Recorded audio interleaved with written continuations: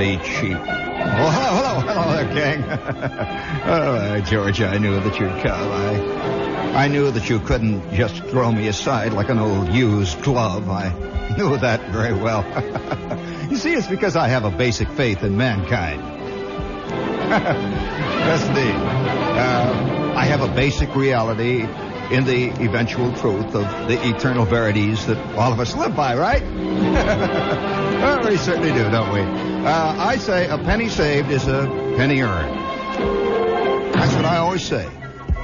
It took me a long time to come to that conclusion, but I know it's going to make a lot of people mad, but I say that. And I also say, look before you leap. I say that all the time. People get damn tired of hearing me saying that, but I say it all the time. I say, look before you leap. Penny saved is a penny earned.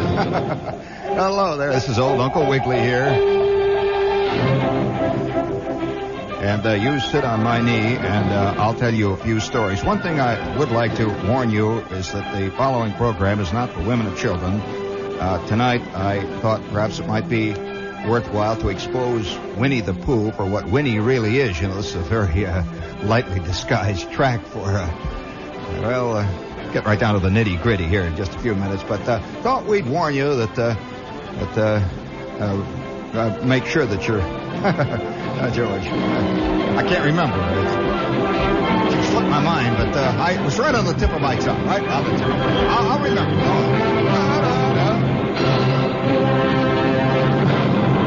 Shoddy piece of... Oh, hi there. Good to see you, gang. Of course, it's a inbuilt failure. What they call the inbuilt failure factor. It's a good word, factor. It's, it's like the Mets. There's a lot of talk that the reason the Mets lose ball games is because they have an inbuilt failure factor, which is to say that part of every ball game that is played with as part of the equation of the ball game. Let's say A is playing B.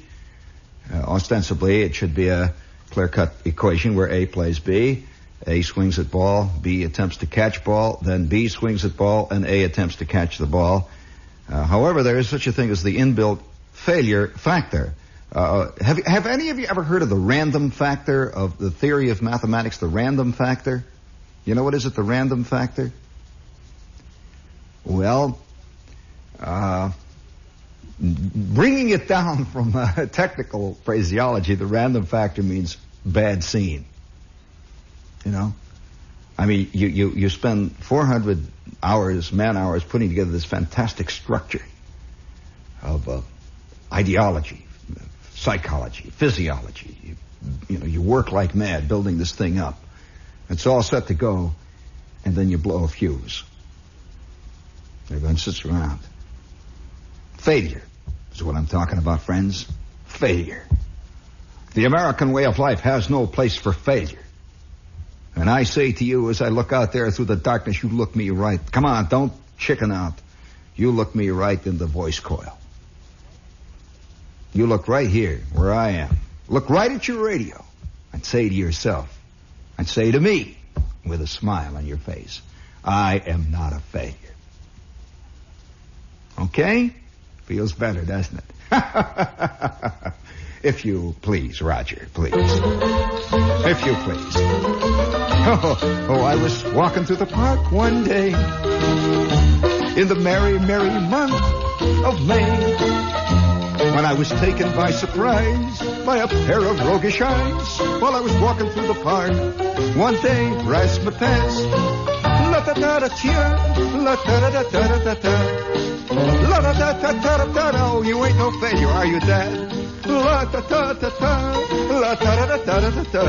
Oh, life can be one long, long song. I was walking through the park one day, in the merry, merry month of May, when I was taken by surprise by a pair of roguish eyes while I was walking through the park one day. That's enough of that. Hold it. Now, you reset that, Roger. We're going to use that once in a while to brace that backbone of the average walking around scratching, spitting man who carries failures around him festooned over him like ancient grapes of an old vintage season. You know, you sit there on the bus and you see these people get in and sit down, or you watch guys jump out of cabs and they're carrying these thin leather attaché cases.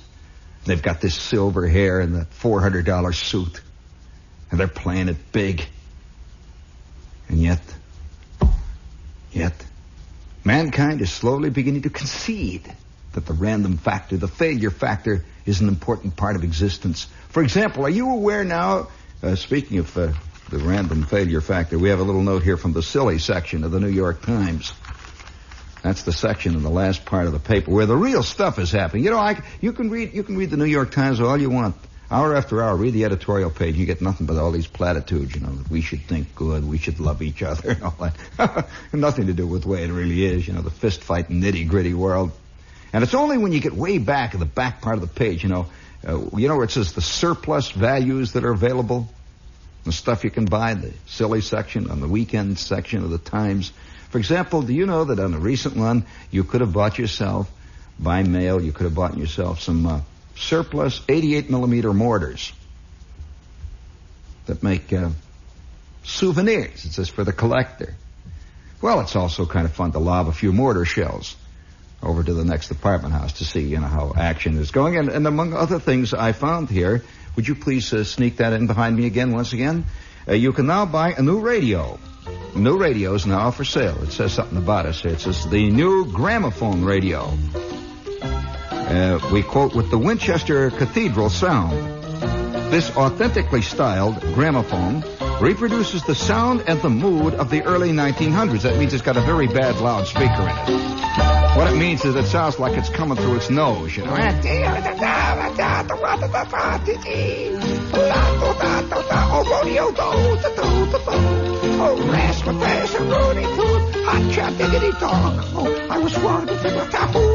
You pay extra to get a bad speaker now. And it's imported, of course. Or don't blame us. But that's an important thought, when you think about it, to buy a radio that has a 1900 sound. Now, I'm not so sure how that would work on a rock and roll station. You get a 1900 sound out of the radio loudspeaker. But we've come full circle, you know. I found out the other day that you have to pay extra to get a gear shift now in your car. And you do. That's a new accessory. That's called a stick shift.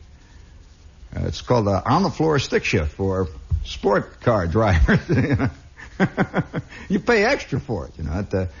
And next year, I predict, maybe the year after that, you're going to have to pay extra to get window knobs on your windows, you see. That'll do away with that automatic window raise. You know, I ever tell you about the guy that caught his you know the old joke about grandmothers down in the basement getting caught in the ringer? Did you ever hear, you know, the whole thing about the... Well, did I ever tell you about the guy that got his wife caught in the automatic windows? I actually know a guy who waited till his wife was right in the right position, and he pressed the automatic window thing on his Buick Electra and caught her. And there was a hell of a lawsuit. You know, speaking of lawsuits, England, of course, is a great mystery to many of us. I spent some time in England. And of course, we're a great mystery to the English. I must point out something to you. It's a two-way street.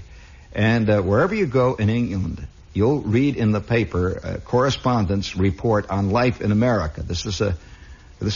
Almost any copy of any English newspaper has a long article exposing the shallowness of American life. By a guy who's been over a good full 2 weeks. He's really absorbed 7, 8, 9 days most of the time, and he's really absorbed it all. And he's got every cliche in the book. They come rattling out. I'll tell you why it is a very comforting article to most Englishmen. Any article that you read that says, in effect, that the other guys aren't making it is comforting to you. That the other guys are falling on their you-know-what. It's very comforting. And so you'll find now today in American periodicals, you will find quite the opposite. You will find practically every third or fourth issue of any given newspaper or magazine has a long, involved piece about swinging London. about how life is unbelievably great in England. Well, that comes as a surprise to most Englishmen. I mean, it really does. Who read this jazz, and they keep wanting to know where it's happening. You know, he's some poor little guy living way over near Shepherd's Bush someplace, you know, and he keeps reading about the inn places and the inn spots and the inn people and the inn things. And the real nitty-gritty England, though, you don't hear much about. For example, there's a little note here. Englishmen are very brave people, and we would like to salute an Englishman tonight. That's very good. As far as the Royal Society for the Prevention of Cruelty to Animals knows, the Englishman who did a fantastic piece of brave action the other day is the first human being anywhere to do this. A woman, Mary Mitchell, applied mouth-to-mouth resuscitation, or is that resuscitation, to her goldfish, who had flopped out of her goldfish bowl and for all intents and purposes was dead. She went down on all fours and for a half an hour applied mouth-to-mouth resuscitation methods and brought the poor goldfish, whose name was Fred, back to life. And now he's swimming around and making the scene again. And so tonight we salute that Englishman, that lady type. That's very good. Fish opened one eye, then the other, and went back into business. Now, it's this sort of thing that gives a country a bad name. It really is. Now, the Englishmen, for example, have an idea that Americans have things on dogs.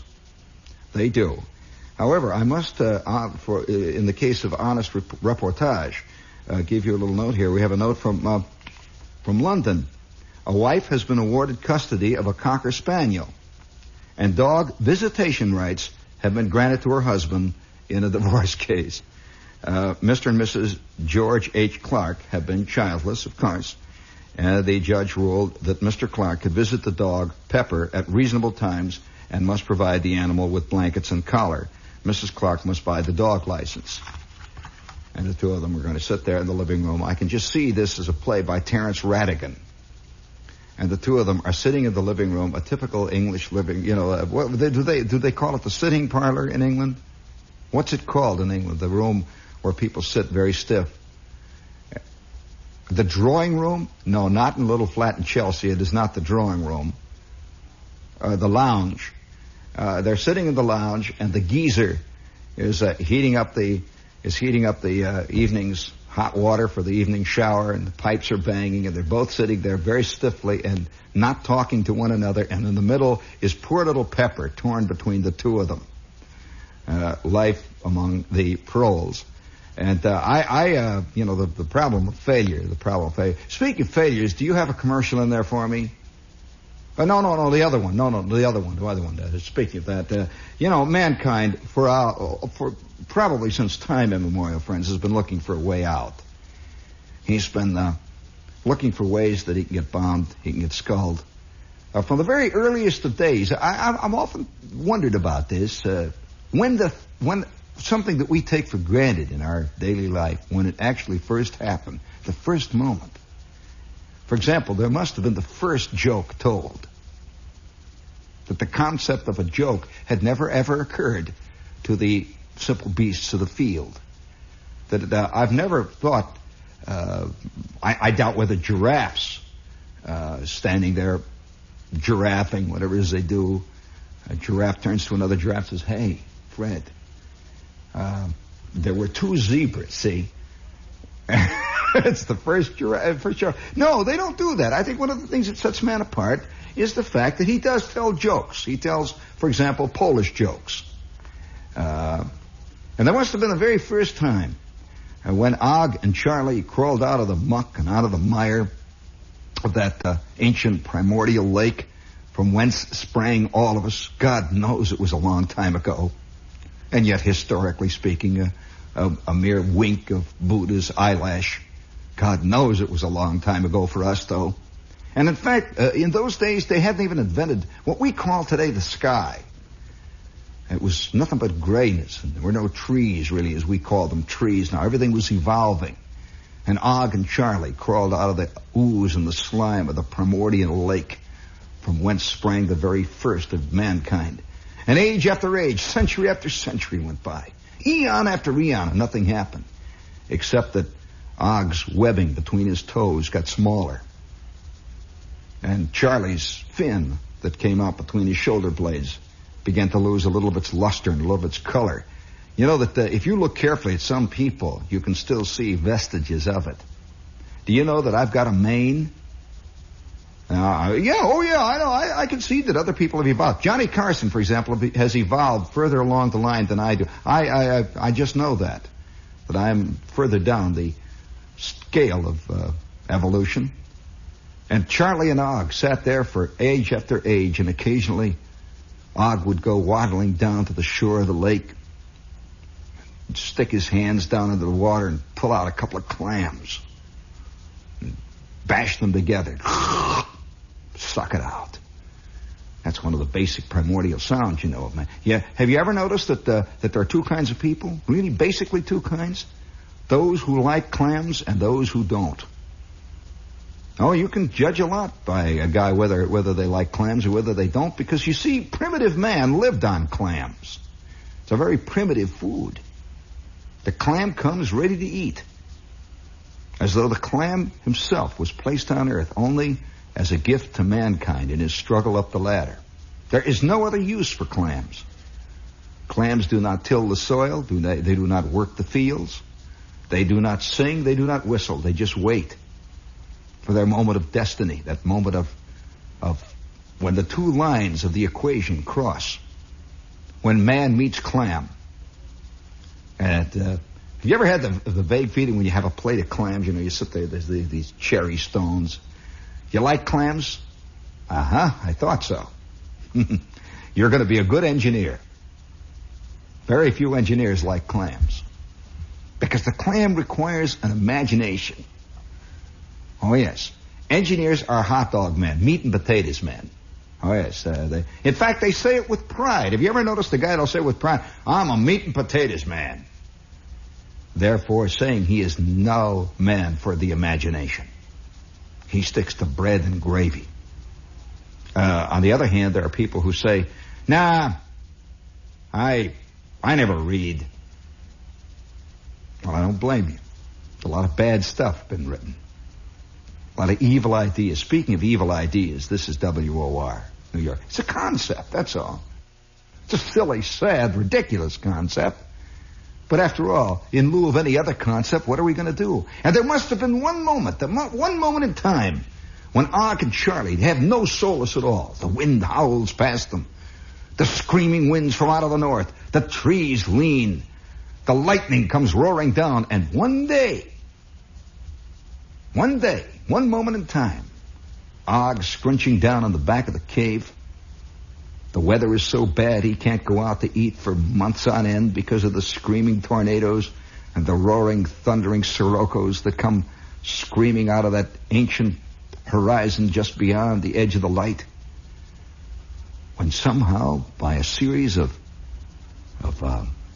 accidental things, an ear of corn was left where it got damp. A radish fell from Og's grasp into the damp. The first fermentation took place. The first vintage was being produced when Og took a drink out of the pool, and he was knocked on his you-know-what. Whoo! And 10 minutes later, he sculled out, bombed. And the world looks beautiful. There must have been the first time the first guy discovered the escape, whatever it was. And now, of course, it's become big business. What do you think entertainment is but escape from reality? A lot of people like to think it's a taste of reality now, but it's really escape. And so hour after hour, we sit and watch shows about Vietnam. It's entertainment. Hour after hour, we watch Bond movies. Hour after hour, guys sit in pubs in England and play the accordion and throw darts and write articles about America. You know, it's all escape from the whole. There must have been one guy who discovered the principle of escape. And now we've brought it all the way down to it's an exact science. There are thousands of people sitting for miles around me here in New York City trying to figure out various forms of escape that people will find felicitous or will reject. What do you think the Nielsen system is? And today, in fact, did you see the there's an ad in the subway. Boy, I'll tell you, we let out the truth in a lot of sneaky ways. There's an ad in the subway, and it says, now at last, a real reason to hurry home. And it's an ad for a color TV set. That says something about family life, doesn't it? At last, there's a real reason on how to break away and why to break away from the Biltmore bar in a hurry. Get home to your TV set. Now you can see it in color. Now, does junk look any better in color than in black and white? I suspect it's the opposite. A lot of shows look much better in black and white. All of a sudden, when you see them in color, and you see it for what it really is, because it's closer to reality. And the minute you see unreality in color, then it becomes total unreality, and you don't accept it at all. You reject it. By the way, Og, through that long, involved process of creating his escape, finally they hit the button, the escape button, please. Miller High Life beer. Have you ever been rained out at a cookout? Next time it happens to you, just bring the party indoors. Fill their glasses with Miller High Life beer. Get them bagged. And that party will swing from there on out. It won't make any difference if it rains or if it pours out there or if fistfights break out in the bedroom. As long as you have enough Miller High Life, the champagne of bottled beer, on tap, that party is going to go all the way. So don't worry about the weather. Just be sure you have plenty of Miller High Life on hand in cans or in crystal clear bottles. Bring it up big. That's enough. Oh, that's enough. Oh, that's enough. Brewed in Miller Brewing Company in Milwaukee. That's it. Kill it. That's enough. I got that minute worth there. Crying out loud, Miller High Life. Speaking of minute worth, we have another commercial here. And I think this commercial requires a certain amount of production. Would you please bring it up there? Magnifico! Yes, friends, the Lake Tarleton Club, sky high in the White Mountains in Pike, New Hampshire, is many things to many people. To some, it's soft lights and sweet music and dancing, galas beneath starlit skies. To others, it's PGA golf and tennis, boating, swimming, water skiing, fishing, or just lounging on the terrace. Yes, and to others, it's some things we can't even talk about on the air. Oh, wow! Yes. Never mind. Lake Tarleton Club is music, dancing, leisure, and pleasure. Home of the famous White Mountain Festival of the Seven Arts, now in full swing. Tarleton is stage front and center of the world of the theater, the arts, the spoken and written word, the world politic. It goes on and on and on. Please call Walter Jacobs, innkeeper, New York City. Hold it. Stop it, Walt! You're killing me! Holy smokes. Oh. Lake Tarleton Club. I'm shaking there. Boy, when you get attacked by 17,000 classical pianists led by Van Cliburn wearing that fright wig that he wears, you know you're in trouble. Call Walter Jacobs, innkeeper from New York City. Dial direct 212-227-3464. We repeat, 212-227-3464. Or write Lake Tarleton Club, Pike, New Hampshire.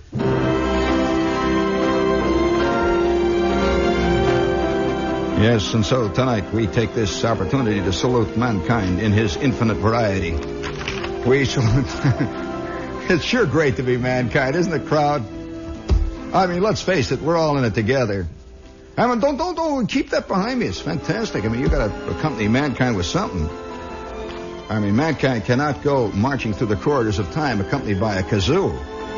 Not at all. And so we take this opportunity as a public service to salute all of us, mankind, in his fantastic struggle to split the scene, to get out of it all. And we salute whoever you are out there lying under the radiator, bombed and skulled, expanding your consciousness. working deeply into the heart of the matter, hoping that by... Bring it up there, Big. Yeah. Hey, that gives you an idea. Cut that down there, man. Reset that, will you, Raj? Reset that. Just reset that. When you get it reset, you give me your little cue in there. While he's getting that, we have to take care of our little business here, as one of my friends would say. A little business here.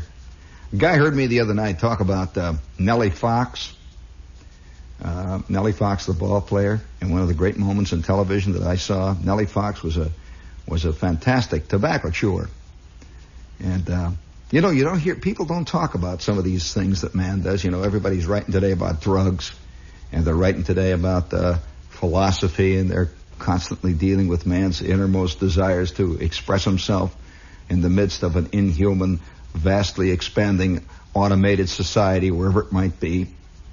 But very few people ever talk about the way life really is lived. Like, say, have you ever tried chewing tobacco, Roger? How come? I thought you wanted to taste all that life has to offer. Well, I'm serious, We're only in this vale of tears for a short time, and there are just so many things available. And yet, most people will, at about the age of 5, they'll glom on to 2 or 3 safe things, like they'll eat canned peas and chopped steak. They discovered at the age of 8, they'll eat that. And I'll be damned if they'll eat anything else. And for the rest of their life, until they're 74 years old, they won't try anything else. And let's take other experiences, for example. The tried and true is the greatest debilitator, the greatest hang-up that I suspect that the average one of us, and I mean every one of us walking around types, have to fight against. And you have not tried chewing tobacco.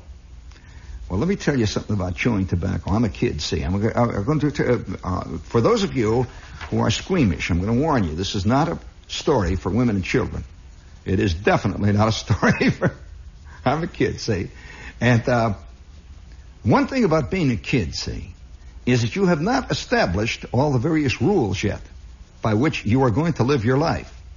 Or, let us say, by which you are going to destroy your life, which is even better, closer to the point. And you're walking around. You're sweating. Now, from the very earliest days when you're a kid, you are controlled by your old man and by your family. You see, you emulate them for the first couple of years. And so if your mother says, yeesh, every time somebody mentions broiled liver, I wonder how many people today think that they don't like things. They absolutely believe they do not like liver because their mother went, yeesh, every time it was mentioned. And they've never tried it. I'm just curious how many people today won't do like 27 million things that I can name offhand. Like, say, drive a car at 140 miles an hour on the Jersey Turnpike. You ought to try it sometime. I'll tell you, I have done it. Yeah? That's right, Dad. Oh, yeah, I would not recommend you do something that I haven't already tried beforehand. It cost me $86. Going 140 once on the Jersey Turnpike. But it was an exciting experience. It really was. You know that inner lane where it says the inner lane is for passing only? Boy, I was in this car, in case you're interested in what kind of a car it was. It was a Porsche Spider. And just once I said, I'm going to do it. Inner lane says inner lane for passing. I'm going to pass them. And I laid that Porsche on the inner lane, and I floored it. And within 14 milliseconds, this car was going 141 miles an hour. It's an exciting moment. And I particularly was excited by the fact that as I went screaming down the inner lane, wow! I'm going, these people looking out of the windows of their big wallowing Barracudas and their big wallowing Mustangs looking out with these white staring eyes. It's a bird, it's a plane! Huh? Well, it didn't take long for a lot of blue lights to catch up with me. You know the sign that says radar protected? They're not kidding. They tracked me on the radar. I was flying very low. It was very low angle radar. Now that was, I won't recommend this to you. I'm just saying I did it. Now, I'll tell you how you grow. You know, you're a kid, you're walking around, your old man says things like, you'll say something like this. Oh, boy, there's nothing like ketchup on scrambled eggs. And you're a little kid, see, you're 2 years old, and you hear that. Ketchup on scrambled eggs. And from that day on, you're a ketchup on scrambled eggs man, until you learn the truth, you see. Yes, some learn the truth, some don't. There's a lot of people out there now are looking at me and they're saying, I can just see them looking at this, well, what's the matter with ketchup on scrambled eggs? If you don't know, you shouldn't be listening. All I got to say. And so, and now you're 5, you see. And you're about to start going to school where you are going to be, there are other influences now going to take part of your life. And that's called expanding your range. Do you ever hear that expression in sociology? It's called expanding your range. That means you're getting around. It's another way of putting it. And so your mother has told you that she doesn't like liver. Your father has said there's nothing like Lucky Strikes. Okay, now you're a kid. And you know some people believe in brand names the way other people believe in religions?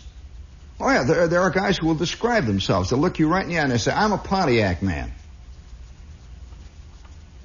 What the hell is a Pontiac man? I suppose, you know, have you ever heard that, Raj? People say to you, oh, sure, well, you'll be here a little longer. You'll find that's the truth. Of course, we know that England doesn't have those problems. Not at all. Not at all.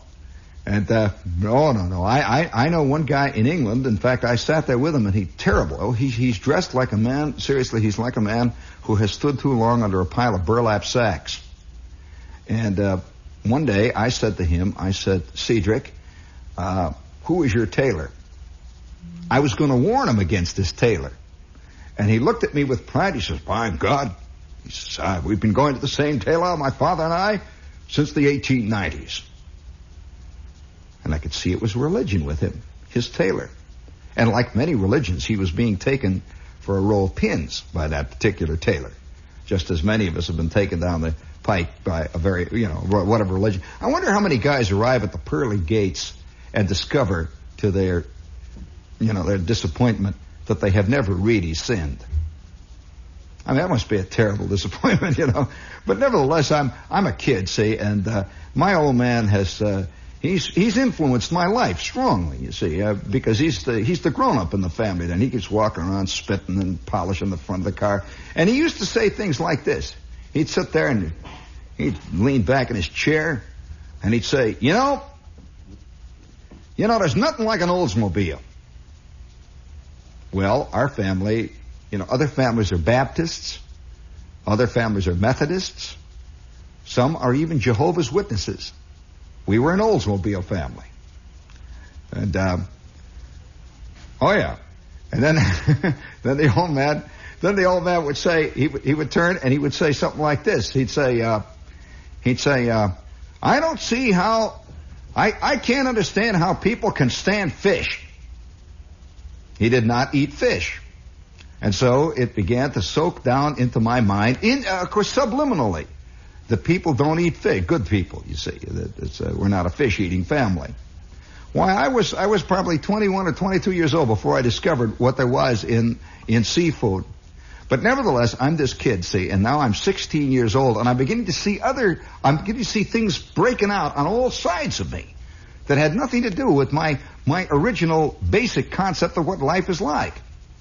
And one night, the thing finally happened. Come on, Raj, don't quit looking at the records. Look at me here. I got something to do here. One night, I'm working in a steel mill. See, I'm 16 years old. And I'm about to have one of the great experiences of my short time on Earth. One of the great moments of my life was about to occur.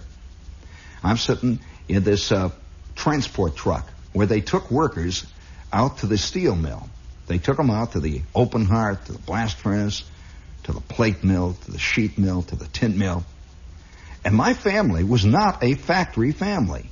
My old man was what you would call a white-collar worker.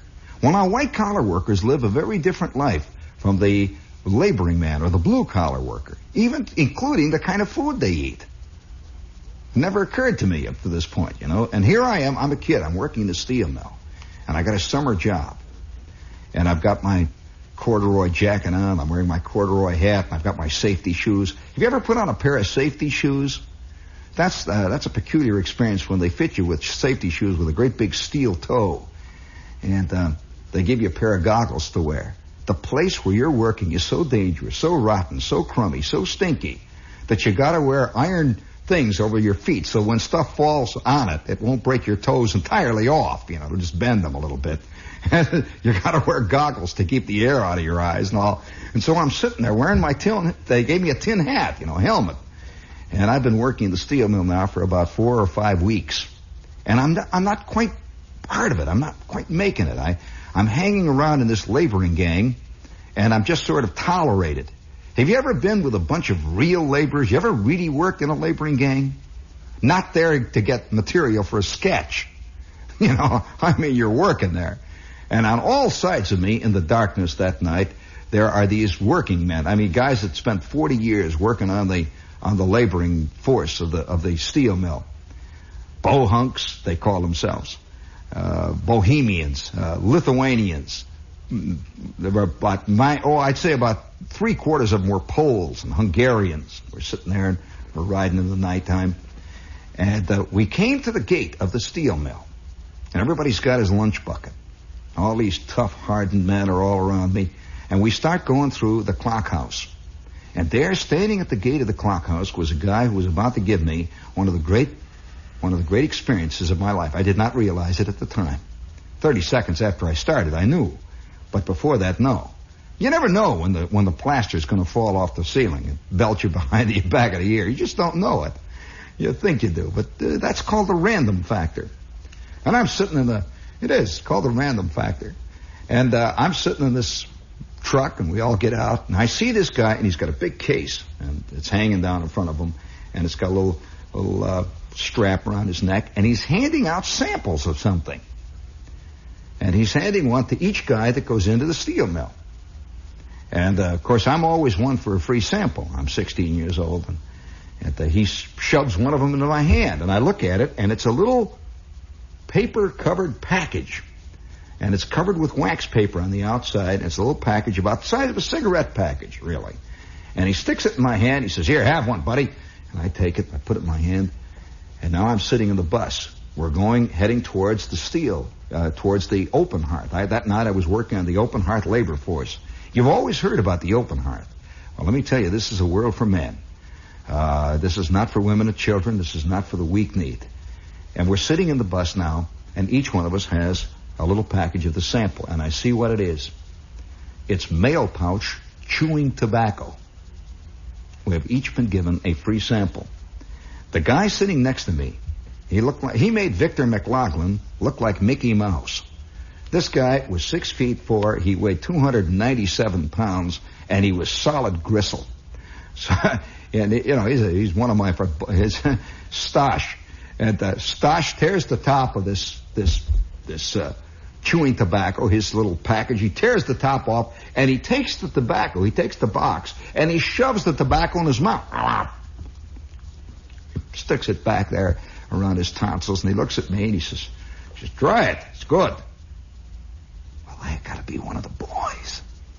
To be in is very important. I wonder how many guys are pretending out there in the dark tonight that they like pot. And every night they go home and they're sick all over the front room and the whole scene, you know, just because, you know, the crowd is doing it. I wonder how many guys are getting the screaming memes and trying to pretend that they like the trip that they took on LSD last week, and all they did was swing from the chandeliers and blow their skull and, you know, the whole scene. But they got to pretend you like it. I wonder how many people are going to discotheques right now and pretending they dig it. I know that I did that, and I know that I was sitting, I want to tell you a little inside story. I was sitting with one of the Beatles one night in a famous discotheque in London. Yeah. And he turned to me, we're both sitting up next to the wall, and he turned to me and he says, "What a drag." He says, "What a drag." And I says, "Well, you know, this is supposed to be your scene." He said, "It's all showbiz." He said, "You got to do these things." He couldn't stand being at this joint. He hated it. And yet it was written up just the week before in Vogue magazine that this is where he spent most of his off hours. A drag is the way he put it. So I wonder whether, I suspect that mankind 99.9% of the time pretends to an attitude that he doesn't have. How many times have you gone to a very official show and you were bored out of your skull after the third scene and you knew it was good? It had to be good. Walter Kerr said it was good. Listen, I one time saw the worst production I ever saw in my life of As You Like It, starring John Gielgud. It was so bad I couldn't believe it. And I thought at first, it was me. I was failing. And then I began to ask friends of mine, come on, seriously, what did you think? One guy admitted that at the end of the first act, he rushed across the street, had 5 double bourbons, and 10 minutes later, he found himself in this joint over on 10th Avenue having a fist fight. He never did get back to find out what happened to the Count, or the Duke, or the Lord. And so, that's all right, hon, don't worry about it. And as we wander through, we pretend these things, see. We pretend we like stuff. I wonder how many people are pretending right at this minute that they're looking forward to the weekend visiting Aunt Min.